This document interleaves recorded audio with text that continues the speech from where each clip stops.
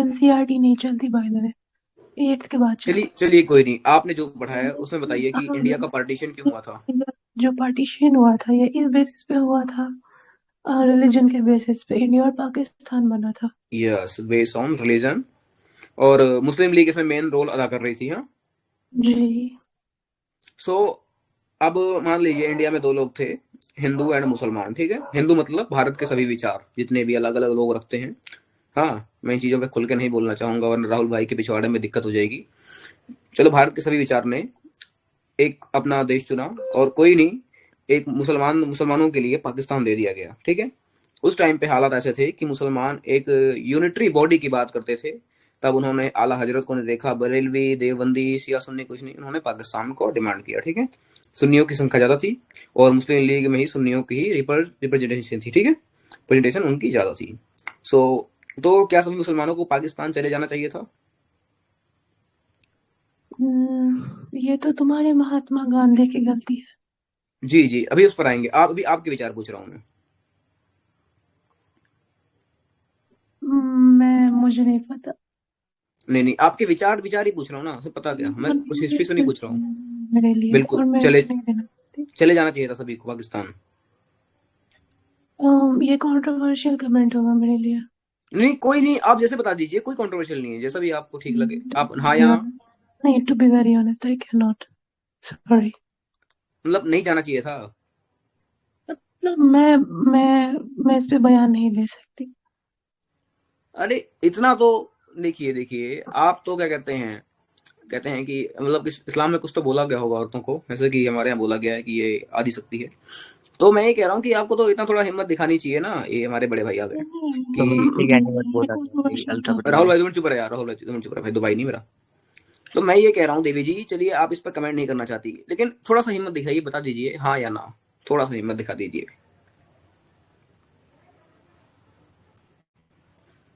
जहरा जी।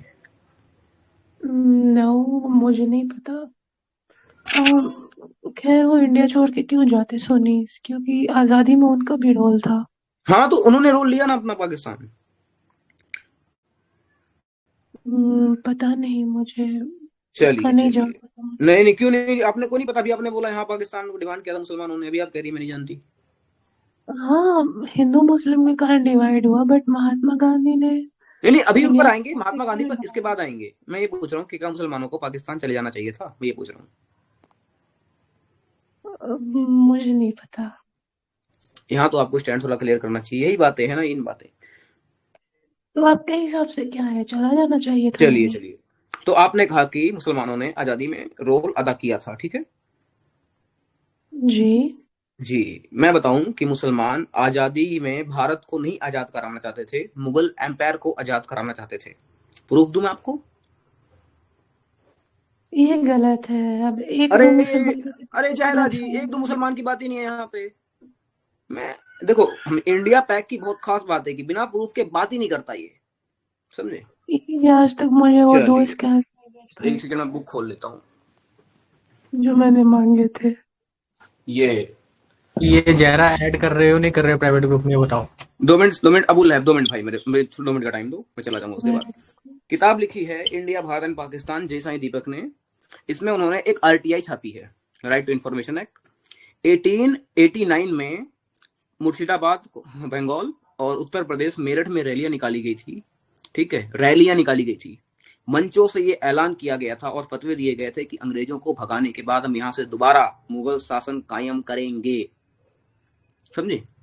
इसका मतलब ये था कि वो लोग दोबारा से मुगल शासन लाना चाहते थे, ना कि ये भारत को आजाद करना चाहते थे। भारत की आजादी में पार्ट लिया, चाहे वो हिंदू हो चाहे सुनिए, मुसलमान हो। नहीं कहाँ भारत कहाँ, ये तो वो तो की मुगल आजादी एम्पायर में को, पार्ट लिया, सुनिए मुगल जहरा जी, एम्पायर की जहरा जी, जहरा जी, भारत मेरी बात सुनिए, समझ नहीं रही आप। मुगल एम्पायर को आजाद कराने का मतलब है, सुनिए सुनिए, मुगल एम्पायर को आजाद कराने का मतलब है कि दोबारा से एक मुगल रूल बने, ठीक है। मुगल की तरह जो पैसे था वैसे हो जाए। और भारत को आजाद कराने का मतलब है कि जो यहाँ की संस्कृति है, सारी चीजें इसके अनुकूल हों, समझे। मुगलों पे थोड़ा सा आता हूं मैं। आपके औरंगजेब आलमगीर ने एक कॉन्स्टिट्यूशन बनाया था, फतवा आलमगीरी, और उसका इंट्रोडक्शन है ये कि मुगल औरंगजेब आलमगीर, उनके आने के बाद जितने मुगल शासक हैं सबको उसे फॉलो करना पड़ेगा। Page number 6, Urdu translation 1956 version में लिखा है कि वॉर के बाद किसी स्टेट पे जब मुगल्स अटैक करेंगे, उसके वॉर के बाद जितनी काफिरों की औरतें होंगी उनको अपने अधीन कर लिया जाएगा, और उसके बाद उसको तुम बांट भी सकते हो 2 या 3, 3 से 4 में, और उससे जो बच्चा पैदा होगा उस बच्चे का हकदार वो होगा जिसकी पहली बार वो अधीन आई थी, और उस बच्चे को तुम बेच भी सकते हो। ये कॉन्स्टिट्यूशन है, ठीक है, मुगल एम्पायर का। तो यही रूल जो 1889 में उन्होंने रैलियां निकाली थी उसमें बोला गया था, और ये कोर्ट ऑफ रिकॉर्ड में इसलिए दर्ज है क्योंकि इस पे एफआईआर हुए थे, वो लोग जेल भी गए थे, समझे, इसलिए सारी चीजें कोर्ट ऑफ रिकॉर्ड में दर्ज हो गई थी। नहीं, मैं यहाँ औरंगजेब को डिफेंड करने के लिए नहीं नहीं बैठी हुई हूँ। औरंगजेब, मैंने बस आपको बता दिया कि वो लोग कौन सा रूल लाना चाहते थे 1889 में जो रैलियां निकली थी, ठीक है, ये मैंने बताया, मैं औरंगजेब की बात नहीं करी मैंने। मैं ये कह रहा हूँ जयरा जी, तो ये बात यहाँ से क्लियर होती है कि वो भारत को आजाद नहीं करना चाहते थे, वो मुगल राज्य की दोबारा से स्थापना करना चाहते थे, ठीक है जयरा जी, ऐसा नहीं है, बताइए कैसा है। उन्होंने अंग्रेजों ने सारे इंडियंस पे जुल्म किया। अरे अंग्रेजों ने तो अंग्रेजों ने जुल्म किया, हिंदुओं पे भी जुल्म किया, बिल्कुल बिल्कुल मैं मुसलमानों पे मानता भी हूँ, जुल्म किया। बिल्कुल बिल्कुल बिल्कुल मैं मानता हूँ, जुल्म किया। अभी बात यहाँ पर पाकिस्तान के बंटवारे से शुरू हुई थी, और मैंने आपको ये प्रूव कर दिया कि जो मुस्लिम हमारे भाई थे, ठीक है, वो मुगल शासन स्थापित करना चाहते थे, ना कि भारत को आजाद करना चाहते थे, ठीक है, इतना तो कंफर्म है आपको ना, इतना तो रेडी है ना आप जहरा जी, जहरा जी, अब आपकी अम्मी ऐसा बन रही हैं, देखिए जरा जी गलत बात है, ये जवाब देना होता है ना, ऐसे रजी अल्लाह तआला के सामने से अम्मी ऐसा भाग गई थी जैसे आप चुप हैं।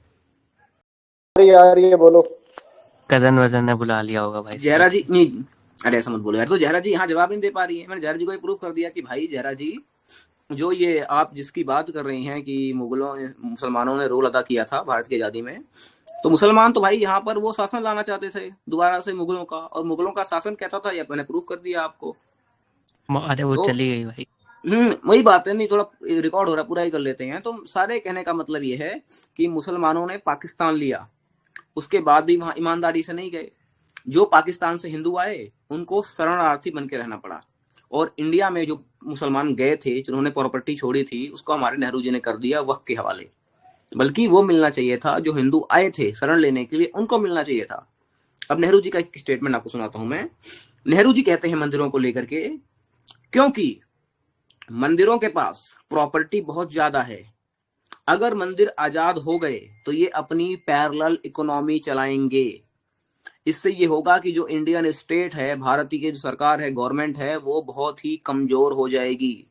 हिंदू अपने कॉलेज खोलेगा, अपने स्कूल खोलेगा, अपनी कंपनीज खोलेगा, और हिंदू के पास इतनी बड़ी जीडीपी आएगी, इतनी बड़ी इकोनॉमी आएगी, इनके गुरुकुल खुद के होंगे, कॉलेज खुद के होंगे, एजुकेशन सिस्टम खुद का होगा, तो हिंदू देश से ऊपर हो जाएगा, तो फिर जो हिंदू ही देश हो जाएगा। इसलिए जो मंदिर हैं इनको अपने अधीन कर लो, ये नेहरू जी का स्टेटमेंट है, जिससे जो देश है ये कंट्रोल कर सके हिंदुओं पे, वरना हिंदू हावी हो जाएंगे आपके देश पे, क्योंकि इनके पास पैसा बहुत ज्यादा है, ये नेहरू जी का स्टेटमेंट है। तो इसलिए मंदिरों पर कंट्रोल कर लिया नेहरू जी ने, वरना आपके पास 22 लाख करोड़ का भाई आता है हर महीने, तुम अगर 15 भी कॉलेज खोल दो, हाँ, तो देखो तुम्हारे बच्चे तुम्हारी एजुकेशन लेंगे और तुम्हारी हिस्ट्री पढ़ेंगे, तुम उनको खुला अगर सबका फीस माफ भी कर दो ना, तो ये बहुत अच्छा है मेरे भाई, ठीक है। तो ये नेहरू जी ने इस बात का प्लान किया कि अगर तुम चाहोगे और तुम अगर ऐसा कर देते हो, फिर तो भाई ये जो हिंदू हैं ये तो हावी हो जाएंगे, और इस बात की पूरी गारंटी है कि जो सिख हैं ये मुसलमानों के यहाँ रहने ना दें,